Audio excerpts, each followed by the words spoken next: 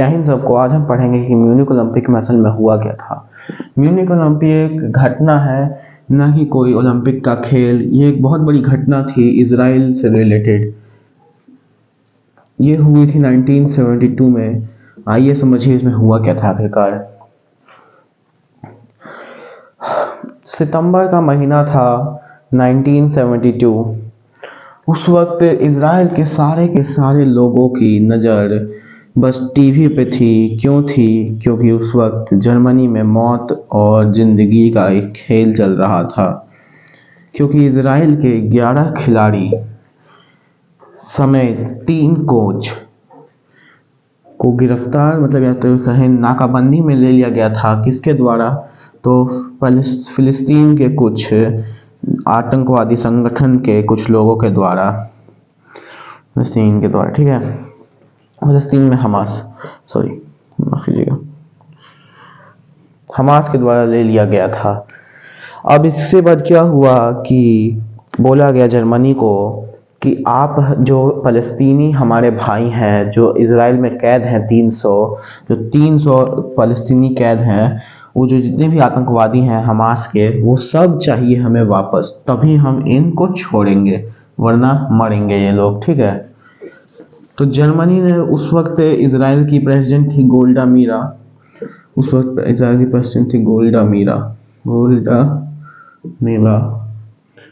तो उन्होंने इजराइल के पुराने रीति रिवाजों के साथ रहकर यह बोल दिया कि हम इन 300 आदमियों को नहीं देंगे, चाहे इजराइल को कुछ भी हो जाए, चाहे इजराइल को कितना भी बड़ा भुगतान भुगतना पड़े, लेकिन हम इन्हें नहीं देंगे, इन 300 लोगों को, इन लोगों के लिए। और आखिर में क्या हुआ कि वो नहीं मानी, लेकिन जर्मनी ने एक रेस्क्यू ऑपरेशन चालू किया, जिसके अंतर्गत एक अफवाह फैल गई कि इनको बचा लिया गया है। वहाँ पे गोल्डा मीरा ने पूरा का पूरा शैंपेन का बोतल खोल दिया था और आराम से पार्टी हो रही थी वहाँ पे उनकी। और आखिर में क्या हुआ, बाद में पता चला कि अफवाह गलत है, ऐसे ही हम सोच रहे हैं इसके बारे में। और आखिरकार ये सब मारे गए बेचारे। यहाँ पे इजराइल के अंदर दुख मानने लगा। अब क्या हुआ, जिन्होंने इनको मारा था ना, उनमें से 3 को पकड़ा गया था। वो जो 3 थे ना, जिन्होंने इनको मारा था, इन लोगों को, उनको पकड़ लिया गया जर्मनी में। लेकिन उनको सजा नहीं मिल पा रही थी, डेथ पेनल्टी नहीं मिल पा रही थी। कुछ नियम थे जर्मनी के जिनकी वजह से नहीं मिल पाई। तो क्या हुआ, इजराइल इनकी मांग कर रहा था कि ये तुम एक काम करो, अगर तुम्हारे यहाँ डेथ पेनल्टी, उन्हें हमारे यहाँ भेजो, इनको हम अपने सड़कों पे ही छोड़ देंगे, ऐसे ही काम हो जाएगा इनका। तो इसके लिए जर्मनी ने मना कर दिया और बोला कि हम ऐसा कुछ नहीं करेंगे। अब जर्मनी ने मना कर दिया। उसी के कुछ महीनों या कुछ हफ्तों हो, या फिर ऐसे ही कुछ समय बाद क्या हुआ कि वापस से कुछ ऐसा हरकत हुआ कि क्या बताएं हम आपको। इजराइल का एक विमान जा रहा था, लेकिन बीच में उसे एक जगह रुका, एक एयरपोर्ट पे, और वहाँ पे 2 आदमी चढ़े उसमें, और उन्होंने उस विमान को हाईजैक कर लिया। और हाईजैक करने के बाद उन्होंने बोला कि 300 तो 300 लेंगे ही, और साथ ही साथ जो हमारे ये जो 3 भाई हैं ना, जो मारे हैं, इनको भी रिहा करो। जर्मनी से बोल दिया कि ये प्लस में 3, इनको रिहा करो। अब जर्मनी मान गया, कहे कि भाई उसमें कुछ उसके भी लोग हैं भाई, खासकर, और इजरायली भी हैं, उनका तो उसको कुछ है ही नहीं, ठीक है। तो मान गया वो, और उसने इनके कातिलों को रिहा कर दिया था। अब बताइए क्या हो। तो इजराइल का जो ये गुस्सा था, ये आखिरकार और ज़्यादा बढ़ा, और अब इन्होंने अपना ऑपरेशन रैथ ऑफ गॉड, मतलब भगवान का प्रकोप शुरू किया। ये ऑपरेशन, नाम क्या था इस ऑपरेशन का? रैथ ऑफ गॉड, यानी भगवान का प्रकोप।